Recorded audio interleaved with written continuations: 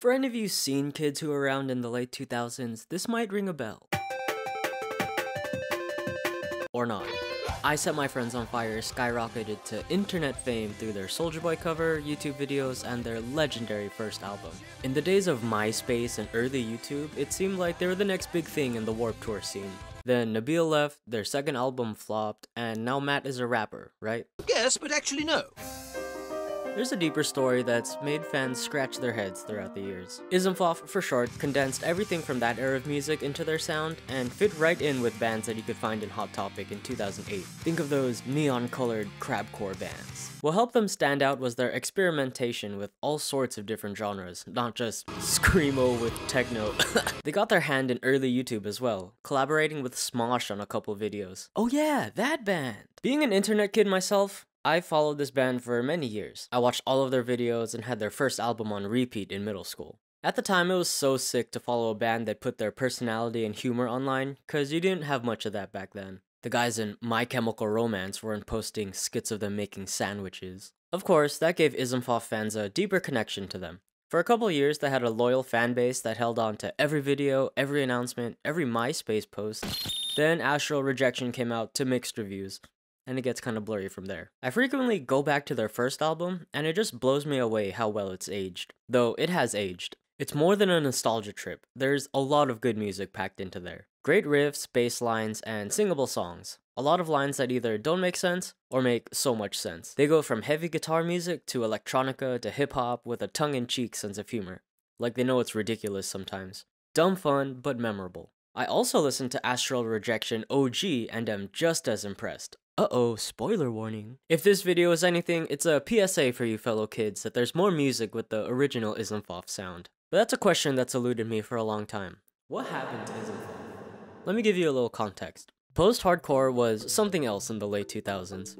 Most people know it as screamo and is heavily associated with MySpace and scene kids. It popularized heavy music for a generation of people. I Set My Friends on Fire is no exception. From Miami, specifically Kendall, Florida, they formed in 2007. Its founding members were just two guys, Matt Mehana and Nabil Mu, who were 17 and 18 at the time. These two had specific roles. Nabil would make the music, and Matt would write the lyrics and be the voice. Let's take a closer look at them. Nabil Mu was born in Miami to an Indian-Jamaican mother and Chinese-Jamaican father. He went to private school, Palmer Trinity High School, but was in many bands as a teen. Ooh, interesting upbringing. In his early teen years, Nabil would be in band and jazz ensemble, playing the clarinet. And I was like a huge kind of like band nerd, all with the intent of just kind of learning to write music and to just understand it better. He had an older brother, Kamal, who was 9 years older and was into making hip-hop. I know, throughout like high school, he kind of accumulated a bunch of recording equipment, and actually we had like a spare room in our house that he kind of made like a little home studio in. My brother's 9 years older than me, so there's a big age gap. So when he went to college, like he left all his gear there. So I was like, oh, this is kind of cool. He was into all sorts of music, from pop to skate punk, but got into some heavier stuff later on. Specifically, The Used was his gateway band, and would play guitar with mutual friends in some low-key bands throughout high school. Matt Mehana is a year younger than Nabil. His parents are Egyptian and he's also from Miami. Unlike Nabil, Matt went to public school, Palmetto Senior High School. He was into rock and stuff like System of a Down, Green Day, and Avenged Sevenfold in middle school, along with hip-hop and rap. He found Secret Lives of the Freemasons on Last.fm and got into post-hardcore and screamo because of them. At 15, he was in a band called Boost Easy with some of his friends and would incorporate screaming into their music, which they didn't really like. So basically, I wanted to do like emo, screamo shit, and they were still stuck on their alternative. So the music would sound kind of alternative, but my vocals were very, like, the melodies were different than alternative rock.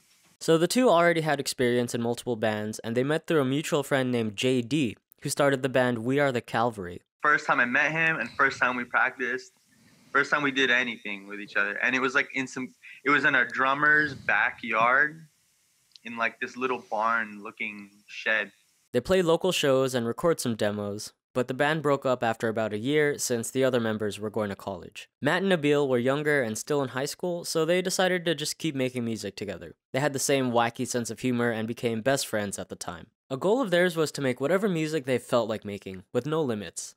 and they never planned on performing live at all. All of their songs had drums and synths programmed by Nabil, layers of vocals, and many different sounds to go on top of their post-hardcore bass. So they created a MySpace page for ismfof in 2007. Contrary to popular belief, the name doesn't come from that song by Aiden. Rather, lyrics from one of their songs from We Are the Cavalry.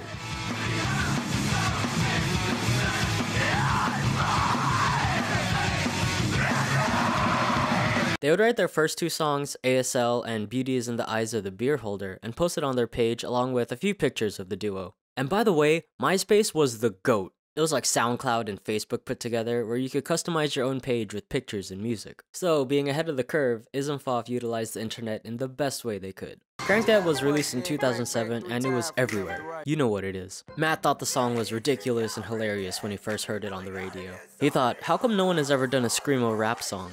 So they made the track, and Matt uploaded it to MySpace the night before school day. Originally titled Crank That Cavalry Boy to pay homage to their old band. Crank That was getting so many plays that the MySpace police, yes, a real thing, messaged them that they were taking down their page for using bots to boost their streams. Crank That amassed over 1 million plays in just under a year, which is insane for an indie song in 2007. The most viewed YouTube videos at the time only had about 5 to 8 million views. Their cover was so popular that it spawned a whole movement of screamo rap covers. They'd mistakenly be credited for a bunch of them, but they only covered Crank That. I guess when Crank That came out, a lot of people assumed that we did all the hardcore screamo rap covers, and we didn't. So they go around asking us to do Toxic and Low, and none of those are ours. So yeah, it's kind of weird. Of course, there was a lot of hate. They took it in stride, but didn't want to be seen as a novelty. This kind of music is definitely an acquired taste. So they made a fourth song, Hardcore Two-Step, and compiled them into a self-titled, self-released digital demo. Only 4 months since they started making music together, they got signed to Epitaph Records. We just got signed to Epitaph Records!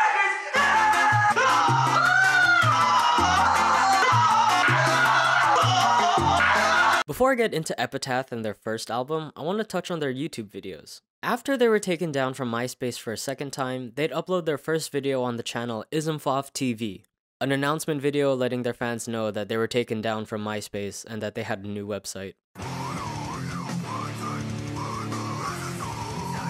Okay. Their videos are just wonderful relics of the time. They'd released silly videos in 2007 and 2008 leading up to their first album. ismfof the musical captures who they are in the best way. Skits and funny screamo songs to go alongside them. Matt and Nabil would make these short songs just for their videos. You can just tell how much fun they were having making them. The Chronicles of ismfof gives a bunch of lore for their first album, gives insight on how they made their music, and expands on some ideas from that album, which are totally nonsensical to begin with. I dig your music, especially that part about not getting the octopus upset.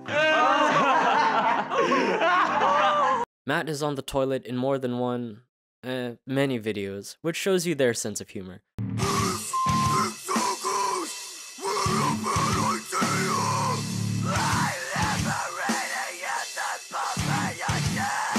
Looking back, I think these are shot and edited really well.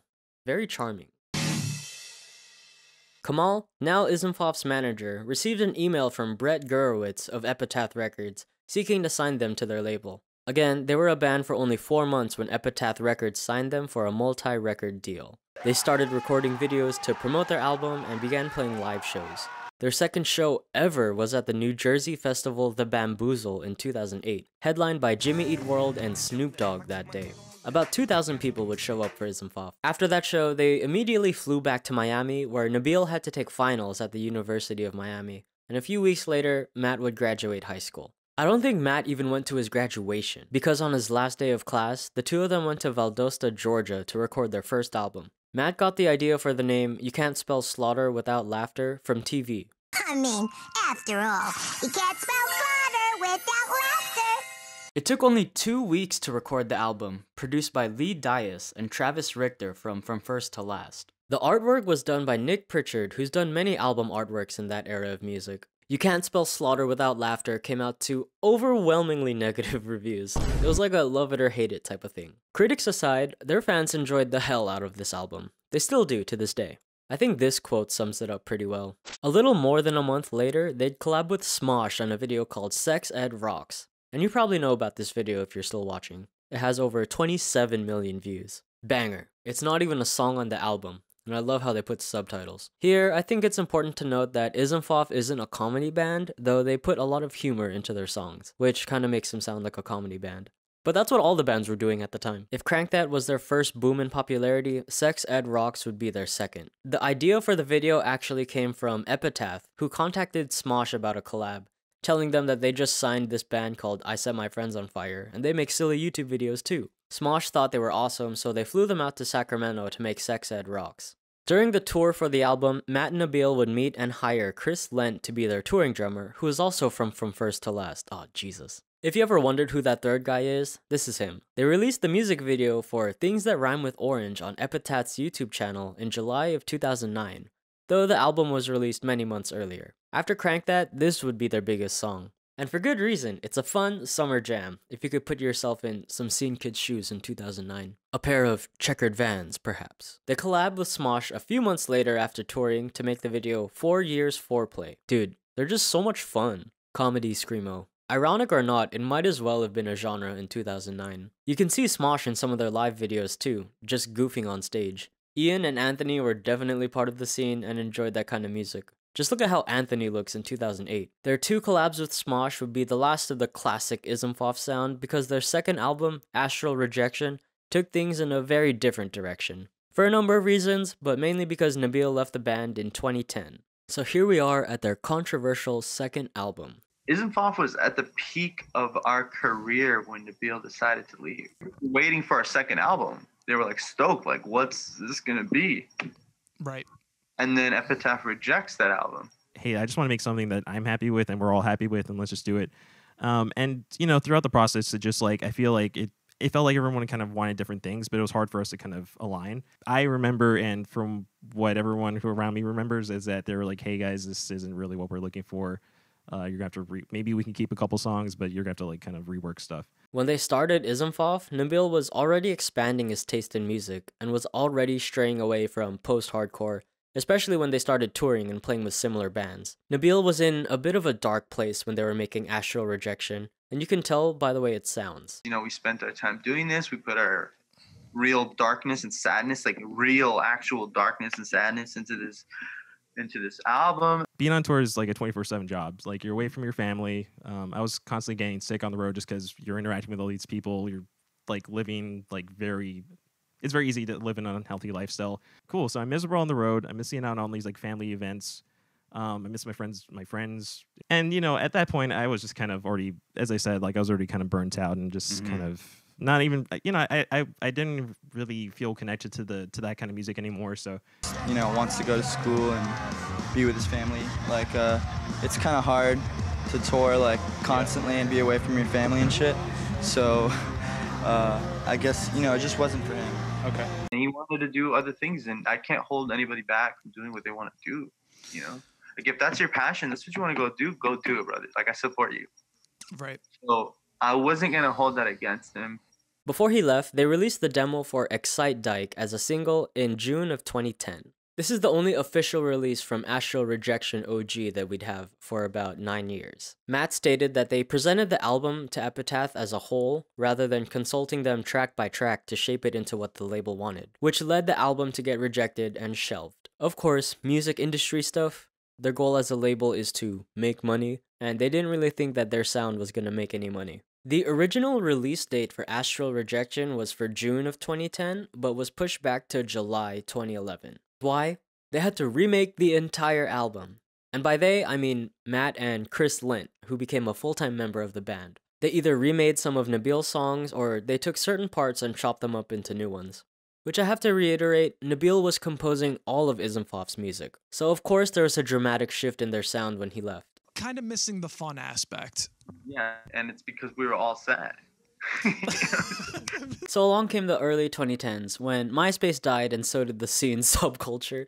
That shelved second album though, it got leaked. The comments section of that video is like a little revival. Old fans rejoicing, saying, if this came out in 2010, things would be so different. Epitaph caught wind of that and actually remastered the album and released Astral Rejection OG on March 29th, 2019. I know, I'm 5 years late to this video. When I first heard about it, I was like, what? Just filled with so much excitement for this band that I forgot that I had. It brought me back to those days in the best way possible. Cause you know, I'm a fan of Nabil's work. I listen to everything that he's made. And I agree, this album would have hit so hard in 2010 because it hits so hard in 2024. It has many of the same strengths as the first album, strokes of musical and lyrical genius amidst chaos, punny, ironic song titles, though it is more mature sounding. Less auto-tune and more full band stuff that feels like it could have been played live. It definitely feels more well thought and planned out than their first album. But credit to Matt for finishing up the album in 2011. I don't want to sound like I've disregarded anything he's done after Nabil left. If you ask me, he's been ahead of the emo trap, post-hardcore trap curve for a while now. He's pioneered a lot of the stuff that you could hear in like X or Juice WRLD stuff, and did it way before anyone else got a hold of it. So why am I making this video? Well, ismfof is still slept on to this day, and I believe they did a lot for music, alternative music as a whole. Way back in their inception, they had the notion of making whatever they wanted, regardless of genre. They're not the first to do that, of course, and in the bigger picture, their impact is relatively small. The scene subculture was small in the grand scheme of things, and the two were only in ismfof together for 2.5 years. But kind of like Japanese music, post-hardcore has a small but rabid fan base. Maybe it seemed bigger to me when I was younger, but ismfof definitely had an influence on my circle and I's taste in music. ismfof just has a special place in my heart. If you're still a fan of them and you haven't heard of Astral Rejection OG, go check it out. It's worth a listen. As well as ismfof's later stuff. Don't let this notion of like, oh, they're bad after Nabil left sway you from listening to what Matt's been putting out.